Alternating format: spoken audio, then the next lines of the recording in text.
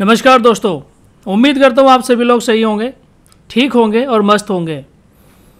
हम लोग वोकैबलरी पढ़ रहे हैं 30 days to a more powerful vocabulary से, और आज हम पहुँच गए हैं डे 24 में। जी हाँ, ऑलरेडी 23 लेक्चर्स हम लोग कवर कर चुके हैं, 23 डेज हम लोग कवर कर चुके हैं इस किताब से। बहुत ही बेहतरीन और शानदार किताब है।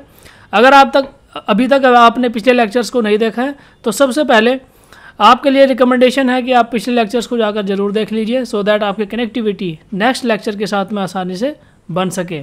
आज के हमारे जो वर्ड्स हैं वो हैं वर्ड्स दैट डिस्क्राइब यू, जो हमें डिस्क्राइब करते हैं, हमारे बारे में बताते हैं कि हम किस तरह बिहेव करते हैं, हम क्या सोचते हैं और हमारा क्या मैनर है ज़िंदगी को जीने का, लोगों के साथ में इंटरेक्ट करने का, लोगों के साथ में कम्युनिकेट करने का।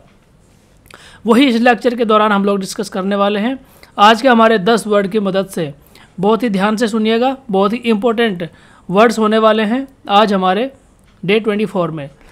ओके, तो सबसे पहले हमारा वर्ड दिया गया कैथोलिक से।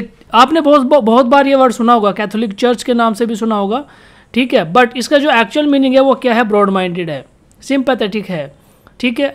अगर आप किसी के बारे में सद्भावना रखते हैं, किसी का भला चाहते हैं, अगर आप सोसाइटी में ब्रॉड माइंडेड हैं, अगर आपके विचार ऐसे हैं जो हर प्रकार के व्यूज़ को सुनने के लिए तैयार हैं, तो आप कैथोलिक हैं।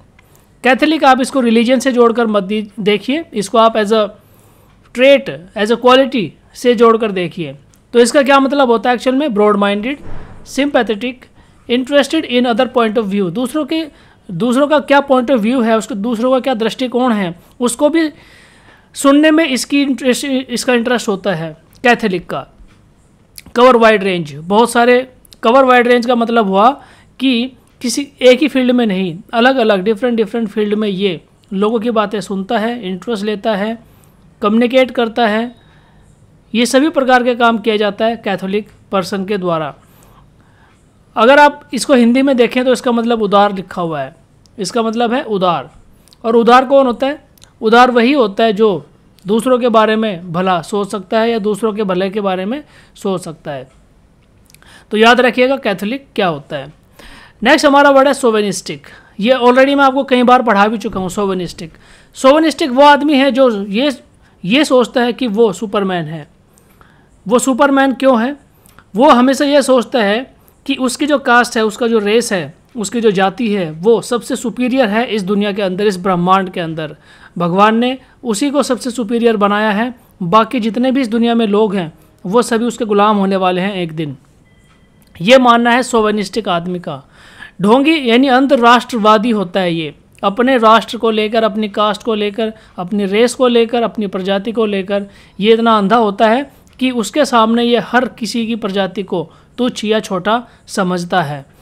तो यही मतलब होता है क्या? सोवेनिस्टिक का, ठीक है। वेन ग्लोरियस, पैट्रियोटिज्म भी कैसी? ब्लाइंड पैट्रियोटिज्म, ठीक है। सुपीरियर रेस या सुपरमैन समझता है अपने आप को।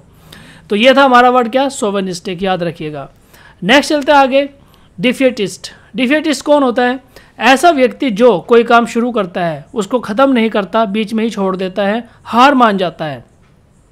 आपने वोकैबलरी पढ़ना स्टार्ट किया, आपको समझ में नहीं आया, आपने बीच में छोड़ दिया, आपने हार मान ली कि मैं तो अंग्रेजी सीख ही नहीं सकता हूँ, मैं तो वोकैबलरी सीख ही नहीं सकता हूँ, तो यू आर अ डिफेटिस्ट। पराजयवादी हैं कि आपने हार स्वीकार कर ली है, आपने गिव अप कर दिया है।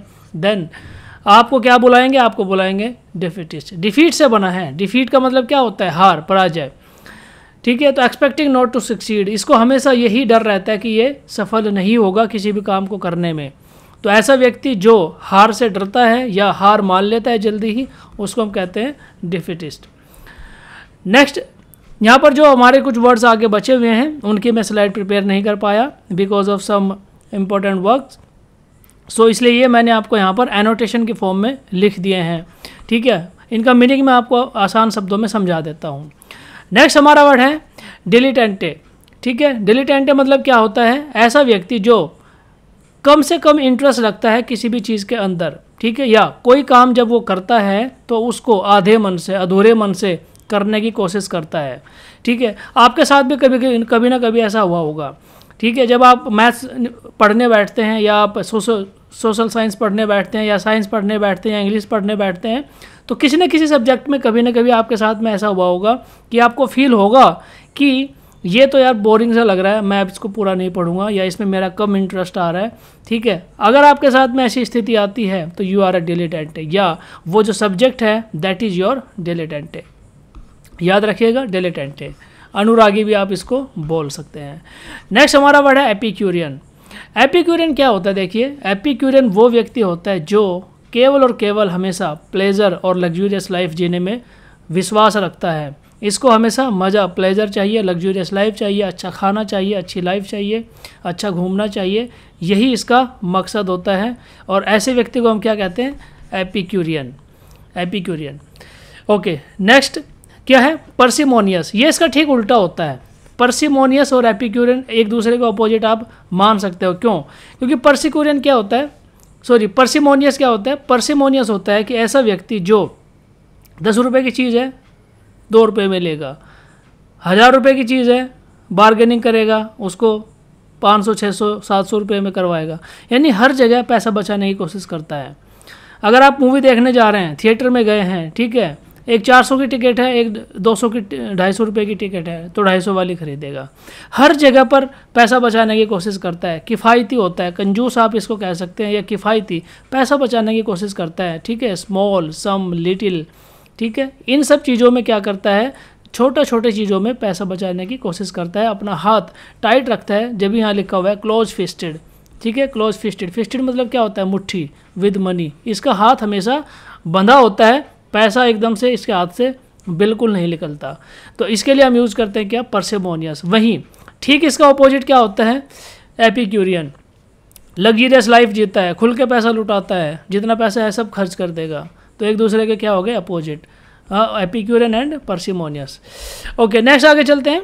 फिलिस्टाइन। फिलिस्टाइन का क्या मतलब होता है? फिलिस्टाइन का मतलब होता है ऐसा व्यक्ति जो पहले से किसी बात को लेकर अपनी धारणा बना चुका है, या बायस्ड होता है, ठीक है, या बायस होता है। इसको हम क्या कहेंगे?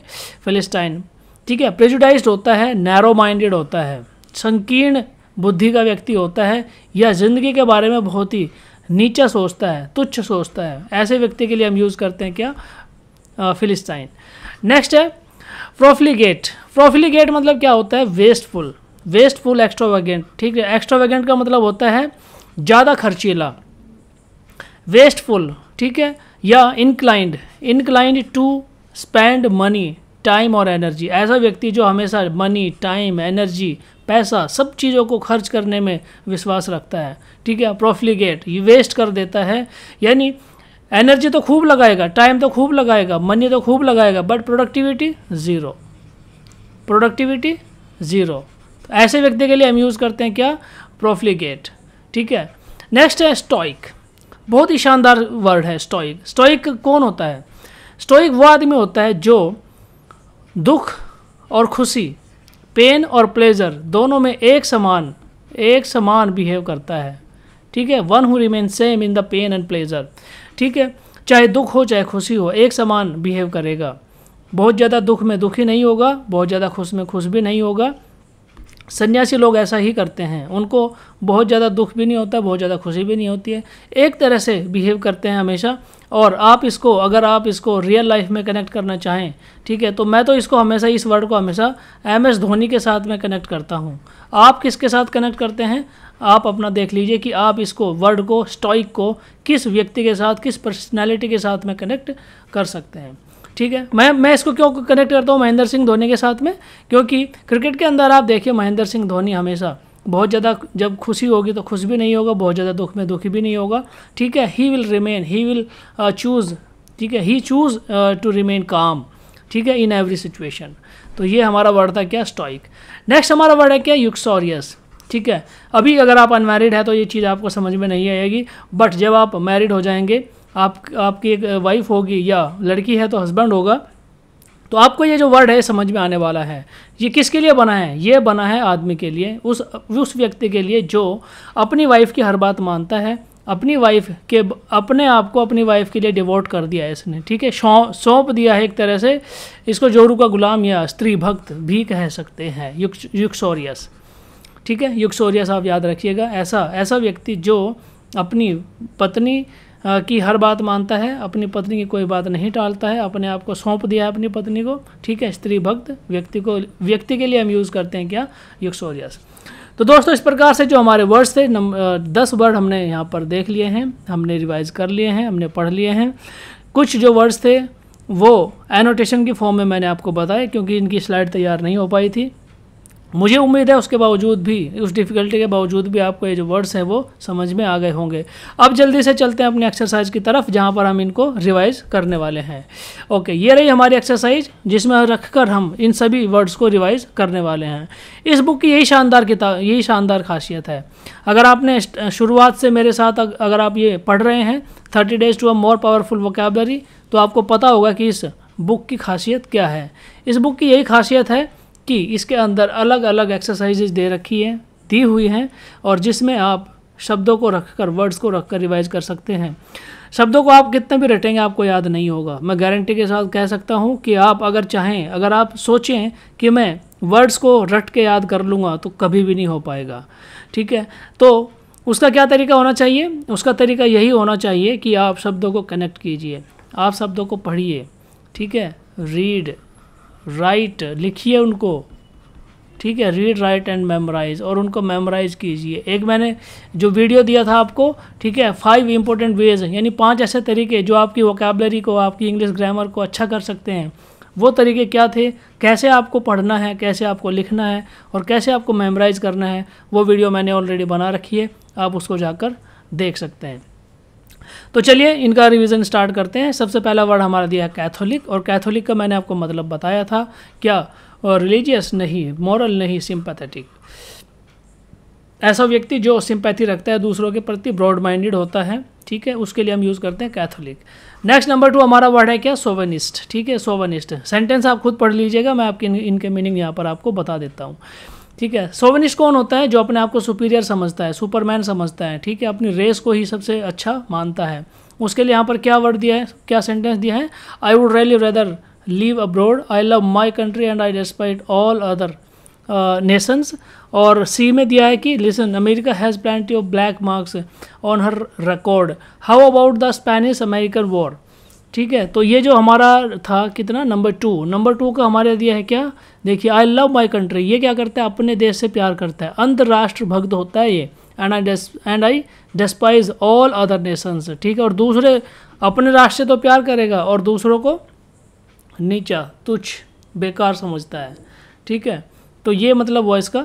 नेक्स्ट चलते हैं नंबर 3 हमारा वर्ड है क्या, डिफीटिस्ट। डिफीटिस्ट किससे बना है, डिफीट से, ठीक है। डिफीट का क्या मतलब होता है, जो हार जाता है या जो हार मान लेता है, ठीक है। कॉवर्ड हो गया, पेसिमिस्ट हो गया, या बुली हो गया।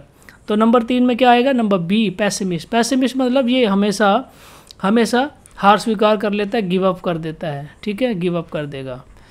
नेक्स्ट है नंबर 4 हमारा क्या दिया है, डिलीटेंटे। डिलीटेंटे मैंने अभी आपको बताया था कि क्या होता है। Dilettante one who follow the arts as a pastime, ठीक है। डिलीटेंटे मतलब जो चीज़ों को बहुत ही हल्के में लेता है, हमेशा चीज़ों को बहुत ही हल्के में लेता है, या बहुत ही नैरो तरीके से उनको देखता है। कैसे कि आप कोई काम कर रहे हैं ना, उसको बीच में ही छोड़ देंगे, ठीक है, पूरा नहीं करते कभी भी। तो उसके लिए हम यूज़ करते हैं क्या, डिलेटेंटे। जैसे कोई काम ऐसा है जो आपको बोरिंग लगता है, आपका उसमें इंटरेस्ट ही नहीं है या कम इंटरेस्ट है, ठीक है। सब्जेक्ट वाला एग्जांपल मैंने आपको दिया था, अलग अलग सब्जेक्ट्स का। मैथमेटिक्स, किसी का डिलेटेंटे मैथमेटिक्स होता है, किसी का इंग्लिश होता है डिलेटेंटे, ठीक है। किसी का साइंस हो सकता है, किसी का ज्योग्राफी हो सकता है, तो डिफरेंट हो सकता है, किसी का डिलेटेंटे अलग अलग हो सकता है, ठीक है। मतलब लेस इंटरेस्टेड एरिया को हम कह सकते हैं dilettante. Next number 5, okay, next number 5 क्या दिया है, एपिक्यूरियन। एपिक्यूरियन का मतलब क्या होता है, एपिक्यूरियन का मतलब होता है प्लेजर, ठीक है। One who lives in the pleasure, ठीक है, जो लग्जूरियस लाइफ जीता है, प्लेजर लाइफ जीता है, उसके लिए हम यूज़ करते हैं एपिक्यूरियन। तो पहले ही आ गया 5 का ए। Next number 6, पर्सिमोनियस। पर्सिमोनियस मैंने आपको बताया था क्या, जिसकी मुट्ठी हमेशा बंद रहती है, पैसे खर्च करता ही नहीं है। ओके, तो माइजर, इसके लिए हम बढ़िया वर्ड दिया है माइजर। माइजर मतलब क्या, कंजूस। तो पर्सिमोनियस का सेम हो गया synonym. Next number 7, while the word, ठीक है, while the word philistine biblical origin. While the word philistine is of biblical origin, it now merely refer to a person who is. ठीक है, क्या होता है फिलिस्टीन? फिलिस्टीन मतलब होता है नैरो माइंडेड व्यक्ति, या प्रिजुडाइज होता है जो पहले से अपनी धारणा बना के रखता है, या जो नैरो माइंडेड होता है उसके लिए हम यूज़ करते हैं क्या? फिलिस्टीन। देख लीजिए क्या है, ए ऑप्शन यहाँ दिया है, बी ऑप्शन यहाँ दिया है नैरो माइंडेड, तो यही इसका आंसर हो गया नैरो माइंडेड। या oppose to progress and learning, जो अपोज करता है, ठीक है, किसका? प्रोग्रेस का, और लर्निंग का हमेशा क्या करता है? अपोज करता है, विरोध करता है। ठीक है, नेक्स्ट है number 8, few people realize that a stoic doesn't mind. Stoic क्या करता है? कौन होता है स्टोइक? स्टोइक वो व्यक्ति होता है जो पेन एंड प्लेजर में एक जैसा बिहेव करता है, तो यहाँ पे ए इसका आंसर हो गया। One who remain same in the pain and pleasure. Next है नंबर 9, युक्सोरियस। युक्सोरियस मतलब क्या होता है? जोरू का गुलाम या स्त्री भक्त। ठीक है, स्त्री भक्त के लिए हम इसको यूज़ करते हैं युक्सोरियस को। कौन है?